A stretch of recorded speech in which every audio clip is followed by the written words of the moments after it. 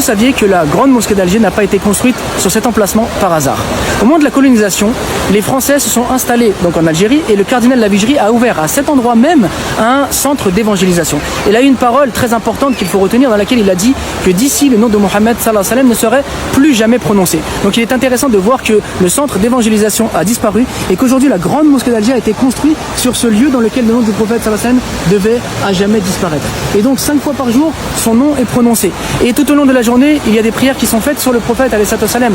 Et pire que ça, après l'indépendance, ce quartier qui s'appelait donc Lavigerie, en référence au cardinal Lavigerie, s'est appelé Mohammedia. Donc il y a vraiment beaucoup de symboles à cet endroit et en particulier donc avoir construit une grande mosquée dans ce lieu dans lequel il était prévu de faire disparaître le nom du prophète sallallahu alayhi wa sallam de toute l'Afrique et de l'Algérie en particulier est un véritable symbole, est une véritable revanche sur l'histoire. Et il faut même savoir que le Shir Ibn Badis avait témoigné à Abdelrahman Chiban que l'Algérie avait subi au moment de la colonisation, on va dire, un inversement des choses. Pourquoi? Parce que dans chaque ville, il y a une cathédrale ou une église qui est, on va dire, construite en hauteur afin que le premier symbole qu'on voit lorsqu'on rentre dans une ville d'Algérie, c'est justement Notre-Dame d'Afrique à Alger ou bien à Oran, etc. Et donc il a dit il serait bien qu'à Alger, il soit construit une grande mosquée et que ce soit la première chose que l'on voit lorsque l'on rentre dans la ville. Eh bien, c'est chose faite. Lorsqu'on arrive à Alger, la première chose qu'on voit, c'est cette grande mosquée